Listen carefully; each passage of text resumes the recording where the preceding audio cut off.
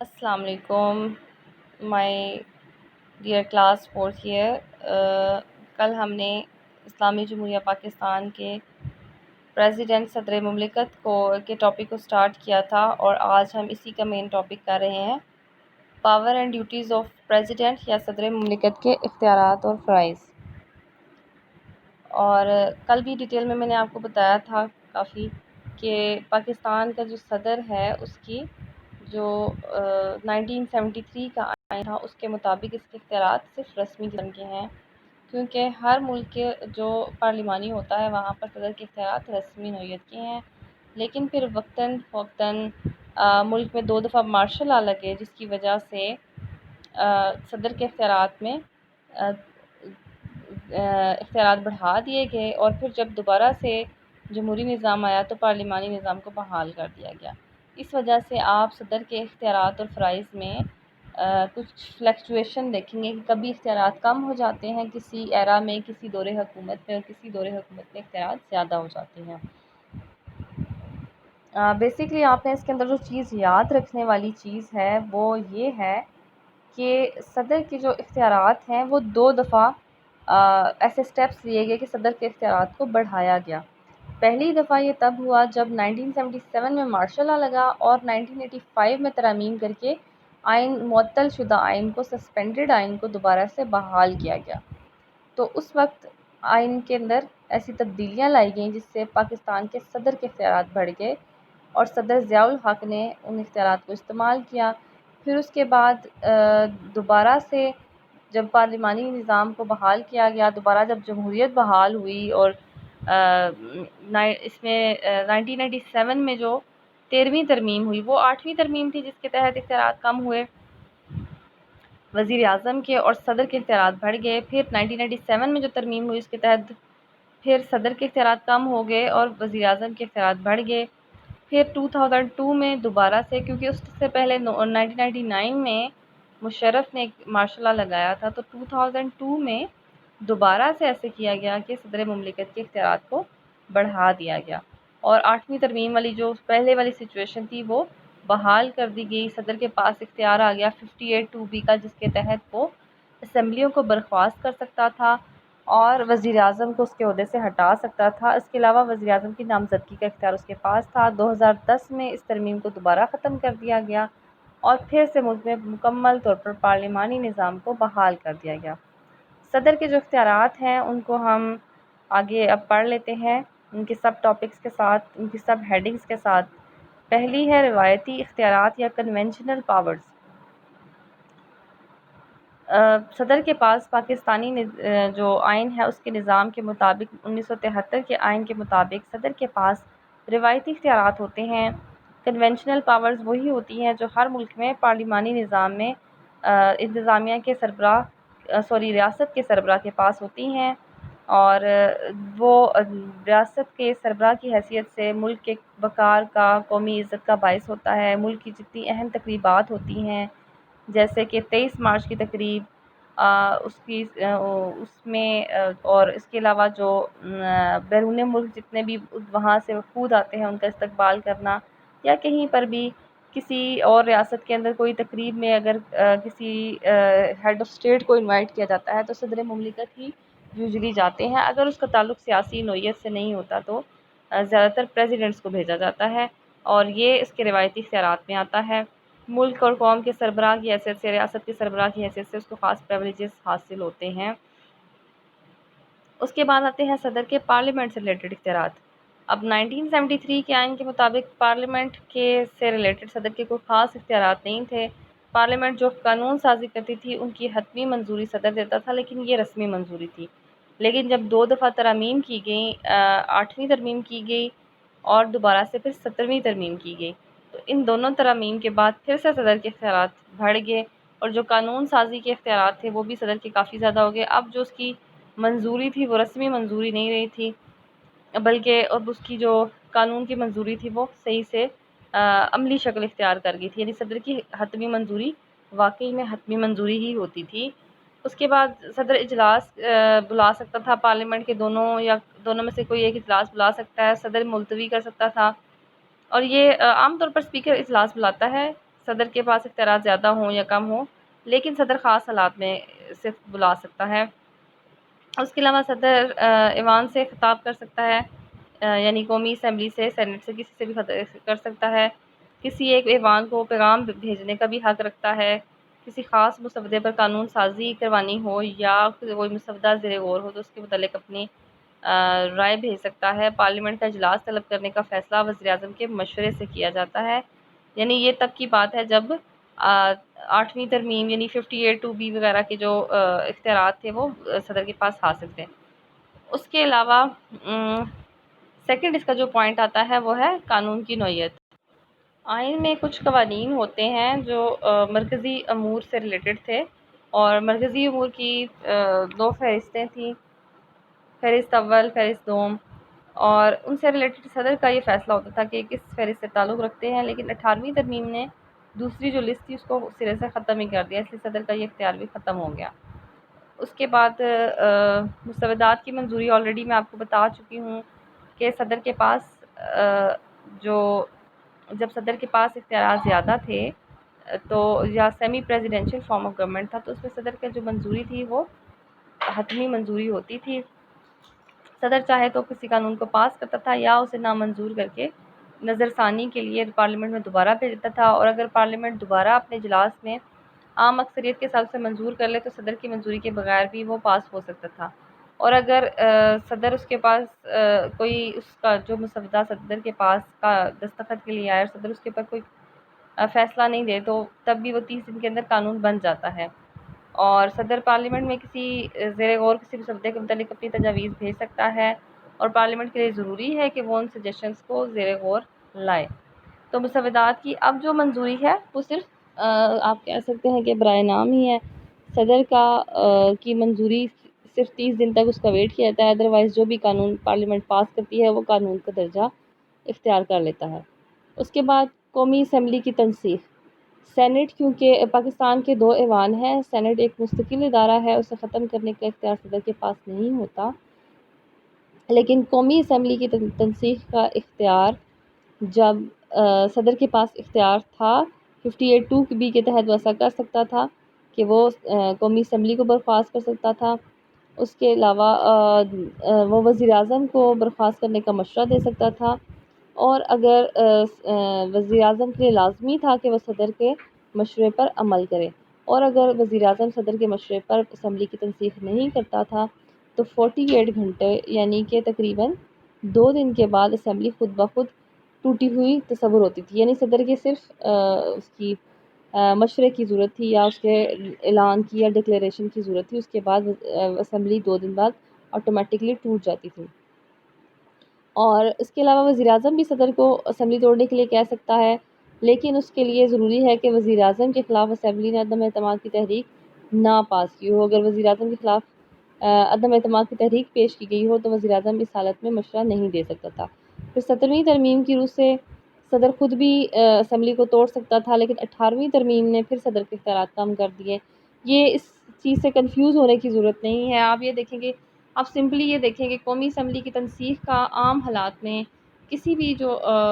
ریاست کا سربراہ ہے، جو برائے نام سربراہ ہوتا ہے پارلیمانی نظام میں، اس کے پاس اختیار نہیں ہوتا، کیونکہ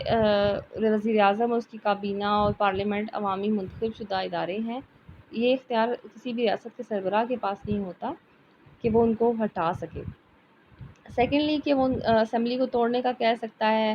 اور اسمبلی اس کے بعد منسوخ سمجھ جاتی ہے، یہ بھی عام حالات کی بات نہیں ہے۔ اور آپ اس میں یہ بھی بات یاد رکھیں کہ یہ پاکستان کا ایک خاص سینیرو ہے جس میں بار بار اختیارات صدر کے بڑھائے جاتے ہیں اور کبھی کم کیے جاتے ہیں، اور وہ بھی صرف 2 مارشل لاز تھے، ان کے دوران ایسا کیا گیا کہ صدر کے اختیارات بڑھائے گئے۔ تو اوورآل ویسے قومی اسمبلی کی تنسیق کا اختیار صدر کے پاس نہیں ہوتا، صدر صرف مشورہ دے سکتا ہے، اور وہ اس کے علاوہ یہ وزیر اعظم بیسکلی یہ اختیار وزیر اعظم کا ہوتا ہے کہ وزیر اعظم صدر کو مشورہ دیتا ہے، اور صدر کے لیے لازمی ہے کہ پھر وہ اس کا اعلان کرے کہ یعنی اسمبلی کو توڑنے کا اعلان کرے۔ پارلیمانی نظام میں ایسا ہوتا ہے کہ وزیر اعظم مشورہ دیتا ہے اور صدر کے لیے لازمی ہوتا ہے کہ اس کے مشورے پر عمل کرے۔ اس کے بعد صدر اور ملکی انتظامیہ، یعنی صدر کے لیے انتظامیہ سے ریلیٹڈ صدر کے پاس عملاً کوئی اختیار نہیں ہوتا۔ پارلیمانی نظام میں ابھی بھی آپ اپنی ملک کے نظام کو دیکھیں تو صدر مملکت کے پاس کوئی خاص اختیار نہیں ہوتا۔ وزیر اعظم کی اپنی مرضی ہوتی ہے کہ وہ اپنی انتظامیہ یعنی حکومت کے افراد کو، اپنی انتظامیہ یعنی کابینہ بیسکلی کابینہ کے افراد کو پارلیمنٹ میں سے منتخب کرے اور اپنی مرضی سے وہ ایسا کرتا ہے۔ عام اور جب پارلیمانی نظام ہو تو وہ اس کے لیے ضروری نہیں ہے کہ وہ صدر سے مشورہ کرے یا صدر کے مشورے پر لازمی طور پر عمل کرے۔ لیکن جب 2 دفعہ ایسا ہوا جب صدر کے اختیارات کو بڑھایا گیا تو صدر اس حوالے سے کافی زیادہ پاورفل ہو گیا۔ صدر وزیر اعظم کے کام کی نگرانی کرتا تھا۔ اس کے علاوہ وزیر اعظم کو نامزد کرنے کا اختیار بھی صدر کے پاس تھا۔ تو انتظامیہ کے حوالے سے صدر کے پاس کافی اختیارات بڑھ گئے تھے، اور جو وزیر اعظم تھا ان حالات میں جب کہ صدر کے اختیارات بڑھا دیے گئے تھے، اس کی حیثیت ایک مشیر کی یا ایڈوائزر کی رہ گئی تھی، تو جس کے لیے صدر کے تمام احکامات پر عمل کرنا ضروری تھا۔ اس صورت میں جو انتظامیہ تھی اس کا حقیقی سربراہ صدر تھا اور وزیر اعظم اس کے مشورے سے کام کرتا تھا۔ اس کے بعد وزیر اعظم کا چناؤ آتا ہے، یہ بھی انتظامیہ کے انڈر ہی آتا ہے کہ انتظامیہ کا سربراہ وزیر اعظم ہوتا ہے۔ وزیر اعظم کا جو ویسے جو پارلیمانی نظام رائج ہوتا ہے جو 1973 میں رائج کیا گیا تھا، تو اس کے تحت جس پارٹی کی اکثریت ہوتی ہے قومی اسمبلی میں، اس پارٹی کے لیڈر کو الیکشن کے بعد قومی اسمبلی کا ایوان کا لیڈر اور ملک کا وزیر اعظم چن لیا جاتا ہے۔ لیکن 8ویں ترمیم کے بعد ایسا کیا گیا کہ ترمیم اس کے بعد جو وزیر اعظم تھا اس کے لیے ضروری تھا کہ صدر مملکت اس کو نامزد کرے، اور یہ اختیار 1990 تک استعمال ہوتا رہا، اور 13ویں ترمیم کے بعد پھر یہ انتخاب کا طریقہ بحال ہو گیا۔ اس کے بعد پھر اس کو 1997 میں ختم کیا گیا، پھر 2002 میں دوبارہ سے بحال کیا گیا، اور 2010 میں پھر سے ختم کر دیا گیا، اور اب جس پارٹی کی اکثریت ہوتی ہے اسی کا لیڈر وزیر اعظم بنتا ہے۔ جیسے ابھی آپ کے سامنے الیکشن ہوئے 2018 میں 2000 سوری اور 2018 کے الیکشنز میں جو پی ٹی آئی تھی اس نے میجورٹی حاصل کی، اور پی ٹی آئی کا جو پریزیڈنٹ تھا، پارٹی لیڈر تھا، آٹومیٹکلی آبویس بات تھی کہ وہ اسی نے وزیر اعظم بننا ہے، تو یہ اس کے لیے صدر کی منظوری یا صدر کی نامزدگی ضروری نہیں تھی۔ اس کے بعد آتا ہے کابینہ کی منظوری۔ وزیر اعظم جب اپنی حکومت سنبھالتا ہے تو سب سے پہلے اپنے عہدے کا حلف اٹھاتا ہے اور اپنی کابینہ کے افراد کی سلیکشن کرتا ہے، اور اس میں اس کی اپنی جو ذاتی پسند ہے وہ اپنی سیاسی جماعت کے اہم افراد اور جن افراد نے اس کے لیے کافی الیکشن میں انتخاب میں اس کے کافی کام کیا ہوتا ہے، پارٹی کے لیے کافی کام کیا ہوتا ہے، ان کو وہ مد نظر رکھتا ہے۔ وزیر اعظم کسی بھی شخص کو اس کے عہدے سے ہٹا سکتا ہے، جب چاہے اپنے وزیروں کو بدل سکتا ہے۔ آپ کے سامنے مثال ہے کہ وزیر اعظم عمران خان نے کس طرح سے اپنے لیڈرز کو، اپنے جو کابینہ کے افراد تھے ان کو چینج کرتے رہے۔ تو یہ اختیار بیسیکلی مکمل طور پر وزیر اعظم کا ہوتا ہے، لیکن جب یہ صدر کے پاس اختیار تھا 58(2)B نافذ تھی، تو بھی یہ اختیار وزیر اعظم استعمال کرتا تھا، لیکن وہ صدر کے مشورے کا پابند تھا۔ اس کے بعد کابینہ کو برطرف کرنے کا اختیار، اگر صدر یہ محسوس کرے کہ وزیر اعظم کو اسمبلی کے ارکان کی اکثریت حاصل نہیں رہی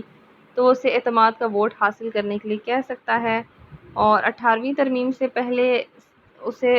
صدر منظور کر لیتا تھا، اور صدر خود سے وزیر اعظم اور کابینہ کو ان کے عہدوں سے برطرف بھی کر سکتا تھا۔ اور اسی اختیار کے تحت صدر ضیاء الحق نے جنیجو کابینہ کو برخاست کیا تھا، اور ان کی موت کے بعد سپریم کورٹ نے اس اقدام کو غلط کہہ کر کہا کہ ایسے سنگین حالات نہیں تھے کہ صدر یہ فیصلہ کرتے۔ اسی طرح 1993 میں صدر اسحاق نے نواز شریف کی حکومت کو منسوخ کر دیا، اور صدر نے از خود کابینہ کو توڑنے کا اس طرح، لیکن اس کے بعد 13ویں ترمیم نے صدر نے خود سے کابینہ کو توڑنے کا اختیار ختم کر دیا۔ 2002 کے تحت صدر نے صدارتی حکم کے ذریعے دوبارہ صدر کے اختیارات بحال ہوئے، اور صدر کو یہ حق مل گیا کہ وہ وزیر اعظم اور کابینہ کو برطرف کر سکتا تھا، لیکن 18ویں ترمیم نے صدر کا یہ اختیار پھر سے ختم کر دیا، اور اب ملک میں صدر کے پاس یہ اختیار نہیں ہے کہ وہ وزیر اعظم کو اس کے عہدے سے ہٹا سکے یا کابینہ کو برطرف کر سکے۔ اس کے بعد 8ویں ترمیم نے صدر کو یہ اختیار دیا تھا کہ وہ وزیر اعظم کی مشورے کے ساتھ یا خود اگر وہ ضرورت محسوس کرے تو کسی بھی اہم قومی نوعیت کے مسئلے پر ریفرینڈم منعقد کرائے اور عوام کی رائے لے۔ تو اس کی اگر ہم ہسٹری دیکھیں تو کسی قومی مسئلے پر تو کبھی ریفرینڈم نہیں کروایا گیا، البتہ جو صدر ضیاء الحق تھے ان کے صدارتی انتخاب اور مشرف کا صدارتی انتخاب میں ریفرینڈم کروایا گیا۔ تو بیسیکلی یہ ریفرینڈم دونوں دفعہ اس لیے رائج ہوا کہ دونوں دفعہ جو اس ریفرینڈم کا اختیار تھا وہ صدر نے تب استعمال کیا کہ اپنے لیے اب خود کو صدر منتخب کروا لیا اور بظاہر ایک مارشل لا کو جمہوری شکل دینے کی ناکام کوشش کی۔ یہ صرف آپ کی میں نالج کے لیے بتا رہی ہوں، ادروائز جو آئین کے تحت بیسکلی ریفرینڈم کا اختیار صدر کے پاس نہیں تھا، لیکن 8ویں ترمیم کے بعد صدر کو یہ اختیار دیا گیا کہ وہ خود یا کسی وزیر اعظم کے مشورے سے یا خود بھی اگر چاہے تو کسی قومی مسئلے پر ریفرینڈم کروا سکتا ہے، اور 2 دفعہ اس ریفرینڈم کا استعمال بھی کیا گیا۔ اس کے بعد آتا ہے آرڈیننس۔ آرڈیننس آپ پہلے پڑھ چکے ہیں کہ عام حالات میں پارلیمنٹ ہی قانون سازی کرتی ہے، قانون بنانا پارلیمنٹ کا کام ہوتا ہے۔ اگر کبھی پارلیمنٹ کا اجلاس نہ ہو رہا اور مرکزی حکومت کو کسی قانون کی فوری ضرورت محسوس ہو تو وہ عارضی طور پر قانون نافذ کر دیتی ہے، اسے آرڈیننس کہتے ہیں، اور یہ اس آرڈیننس کی مدت ہوتی ہے 4 سے 6 ماہ تک۔ اگر اس دوران اسمبلی کا اجلاس ہو وہ اسے پاس کر دے تو یہ قانون کی شکل اختیار کر لیتا ہے، اگر اسمبلی سے پاس نہ کرے تو یہ ختم ہو جاتا ہے، اور اگر اسمبلی کا اجلاس ہی ان مہینوں میں نہ ہو تب بھی یہ اپنی مدت پوری ہونے کے بعد ختم ہو جاتا ہے۔ اور آرڈیننس کے نفاذ میں صدر وزیر اعظم کے مشورہ بھی طلب کرتا ہے، اور یہ اس کے علاوہ باقی اس کی جو پوائنٹس ہیں وہ میں آپ کو بتا چکی، بس یہی ہے کہ یہ آرڈیننس بیسیکلی صدر نافذ کرتا ہے اور وزیر اعظم کے مشورے کا پابند ہوتا ہے۔ اس کے بعد آتے ہیں تقرراتی اختیارات۔ صدر مختلف جو سیاسی عہدے ہیں ان پر تقرراتی اختیارات کا اپنا استعمال کرتا ہے چاروں صوبوں کے اور اس میں وہ وزیر اعظم کے مشورے کا پابند ہوتا ہے۔ 17ویں ترمیم کے تحت تینوں افواج کے سربراہ اور صوبائی گورنروں کا تقرر بھی صدر کی صوابدید یعنی صدر کی مرضی پر چھوڑ دیا گیا۔ چاروں صوبوں کے گورنرز، سپریم کورٹ کے چیف جسٹس اور ججز،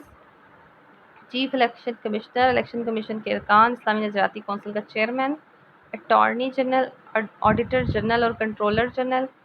اور غیر ممالک میں پاکستانی سفیر، اور تینوں افواج کے چیف آف سٹاف اور joint chief of staff committee کا چیئرمین، یہ سب وہ افراد ہیں جن کا تقرر، یہ ملک کے اہم ترین عہدے ہیں جن کی تقرری صدر عمل میں لاتا ہے، اور اس کے لیے وہ وزیر اعظم کے مشورے کا پابند ہوتا ہے۔ اور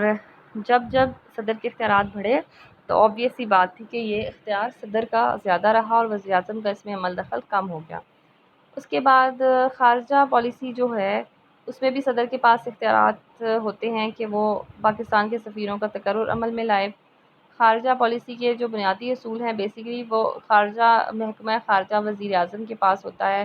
جو وہ اپنے کسی وزیر کو دیتا ہے، لیکن اس کی خود ڈائریکٹ نگرانی کرتا ہے۔ یہ اہم ترین شعبوں میں سے ایک ہے، لیکن خارجہ پالیسی بناتے وقت وزیر اعظم صدر سے بھی مشورہ لیتا ہے۔ اسی طرح کسی دوسرے ملک سے جب سفیر آتے ہیں تو ان کی جو سفارتی کاغذات ہیں وہ صدر وصول کرتا ہے۔ کسی غیر ملکی سربراہ کا دورہ پاکستان میں ہو تو صدر پاکستان ہی اس کا دورے کا استقبال کرتا ہے۔ اسی طرح بین الاقوامی جتنی بھی تنظیمیں جیسے اقوام متحدہ وغیرہ میں پاکستانی مندوبین کا تقرر صدر کے احکامات کے تحت ہوتا ہے۔ پاکستان کے علاقائی دفاع، جنگ، صلح اور اس ضمن میں صلح یا سمجھوتہ کا فیصلہ بھی صدر کی منظوری سے ہوتا ہے، البتہ وہ وزیر اعظم کے مشورے کا ضرور پیش نظر رکھتا ہے۔ یعنی خارجہ امور میں جو صدر کے جتنے اختیارات ہیں کچھ رسمی نوعیت کے ہیں، جیسے سفیروں کا تقرر کرنا، ان کا استقبال کرنا، بیرون ممالک میں بھیجنا، اور کچھ جو پاکستان کی خارجہ پالیسی سے تعلق رکھتے ہیں اس میں وزیر اعظم کا بیسکلی رول ہوتا ہے اور وہ صرف صدر کو سے مشورہ لے لیتا ہے۔ اس کے بعد آتے ہیں دفاعی امور۔ دفاعی امور میں جو ملک کی سلامتی سے ریلیٹڈ جو بھی پلاننگ، منصوبہ بندی کی جاتی ہے، جنگ اور امن کے جتنے بھی اور صلح کے معاہدے ہوتے ہیں ان کی حتمی جو فیصلہ ہے وہ صدر کرتا ہے، لیکن وزیر اعظم کے مشورے سے۔ اور اس کے علاوہ صدر پاکستان افواج کا سپریم کمانڈر ہے، وہ اپنی تینوں افواج کے چیف آف سٹاف اور جوائنٹ سٹاف کمیٹی کے چیئرمین کا چناؤ کرتا ہے، جب چاہے ان میں سے کسی کو برطرف کر سکتا ہے، لیکن یہ اختیار بھی وہ وزیر اعظم کے مشورے سے ہی کر سکتا ہے، اس کے بغیر نہیں کر سکتا۔ اس کے علاوہ جو صدر مملکت ہے وہ سپریم کورٹ اور ہائی کورٹ کے چیف جسٹس اور عام ججوں کا تقرر عمل میں لاتا ہے۔ 18ویں ترمیم میں ججوں کے تقرر کے لیے ایک جوڈیشل کمیشن تشکیل دیا گیا ہے جو ججوں کی تقرری کرتا ہے۔ اس کے علاوہ سزا میں کمی کہ صدر کسی بھی عدالت، ٹریبونل یا کسی مجاز عدالت کی طرف سے دی گئی سزا کو معطل، معاف کرنا یا کچھ وقت کے لیے اس پر عمل درآمد کرانے سے روک سکتا ہے۔ یہ اختیار پوری دنیا میں صدر کا تسلیم کیا ہے، یعنی ہر ملک میں ہیڈ آف اسٹیٹ کو، ریاست کے سربراہ کو ایک عزت، ایک وقار کی علامت سمجھا جاتا ہے کہ اور اس کی رسپیکٹ میں اس کو اختیار دیا جاتا ہے کہ وہ کسی کی بھی سزا کے خلاف جو اپیل ہے سپریم کورٹ کے خلاف اپیل کہیں اور نہیں ہو سکتی سوائے صدر کے۔ اور اگر سپریم کورٹ کسی کو سزائے موت یا عمر قید کی سزا دے دے تو رحم کی اپیل صدر مملکت سے کی جا سکتی ہے۔ صدر اس کی سزا کو معطل کر سکتا ہے، ختم کر سکتا ہے، معاف کر سکتا ہے۔ اس کے علاوہ عام حالات میں صدر کے پاس اگر اختیارات نہیں بھی ہوں اور تو ملک کی سالمیت کو اندرونی یا بیرونی لحاظ سے کوئی بھی خطرہ ہو تو صدر کے پاس اختیار ہوتا ہے کہ وہ ملک میں ایمرجنسی کا نفاذ کر دے۔ اور جب صدر ایمرجنسی کا نفاذ کرتا ہے تو جس بھی صوبے میں کرے گا اس صوبے کا جو گورنر ہے وہ اس کا انتظام سنبھال لیتا ہے، جس کو گورنر راج کہتے ہیں۔ گورنر راج کی صورت میں گورنر مرکزی حکومت کا ڈائریکٹ نمائندہ بن جاتا ہے اور وہ مرکزی حکومت کے ساتھ مل کر اس صوبے کا انتظام و انصرام سنبھالتا ہے اور اس کی جو ایمرجنسی سچویشن ہوتی ہے اس کو کنٹرول کرنے کی کوشش کرتا ہے۔ اور جب صدر کسی صوبے میں ہنگامی حالات کا اعلان کرتا ہے تو وہ تمام اختیارات کی تحویل میں لیتا ہے، اور جیسے میں آپ کو پہلے بتا چکی ہوں تو چاہے تو وہ گورنر کو سونپ دے، اور وہ گورنر بھی صوبائی حکومت کا جو اس میں مرکزی حکومت میں صدر کا نمائندہ ہوتا ہے۔ اور جب حالات نارمل ہو جاتے ہیں تو دوبارہ سے الیکشن کروا کے اس صوبے میں جو بھی صوبائی اسمبلی ہوتی ہے اس کو اختیارات واپس کر دیے جاتے ہیں۔ اور جو بھی اگر ایمرجنسی کی سچویشن ہوتی ہے تو زیادہ سے زیادہ 2 ماہ تک رہتی ہے، اور پارلیمنٹ، مرکزی پارلیمنٹ کی منظوری سے ان 2 ماہ میں مزید 2 ماہ کی توسیع کی جا سکتی ہے۔ اور اسی طرح یہ عام حالات میں نہیں ہوتا، یہ کوئی خاص بہت زیادہ ایمرجنسی سچویشن ہو تو صدر کے پاس یہ اختیارات ہوتے ہیں۔ اس طرح ہمارے جو صدر کے اختیارات ہیں ان کا ٹاپک یہاں پر کمپلیٹ ہوتا ہے۔ ان اختیارات میں بیسکلی سارے اختیارات آپ اس کو کنکلوڈ کر سکتے ہیں، اس کا کنکلوژن یہ کر سکتے ہیں کہ سب پارلیمانی ممالک میں صدر کو صرف ریاست کے سربراہ کی حیثیت حاصل ہوتی ہے اور اس کے پاس عملی طور پر کوئی خاص اختیارات نہیں ہوتے، اور حکومت کی ناکامی یا حکومت کی خامیوں میں کہیں بھی آپ کو کسی بھی ملک میں جہاں پارلیمانی نظام ہو صدر کو مورد الزام نہیں ٹھہرایا جاتا یا صدر کے اوپر بات نہیں کی جاتی، تو ایسا اس لیے ہوتا ہے کہ اس کے پاس پاورز یا اختیارات ہی نہیں ہوتے۔ لیکن پاکستان کی سچویشن میں ایسا ہے کہ 2010 سے اب مکمل طور پر پارلیمانی نظام رائج ہے، تو ایسا ہی ہے کہ صدر کے پاس اختیارات بالکل نہ ہونے کے برابر ہے۔ اس سے پہلے 2 دفعہ ایسا ہوا کہ پاکستان کی ہسٹری میں صدر کے پاس اختیارات زیادہ رہے۔ تو آج یہاں ٹاپک کمپلیٹ ہوتا ہے۔ اللہ حافظ۔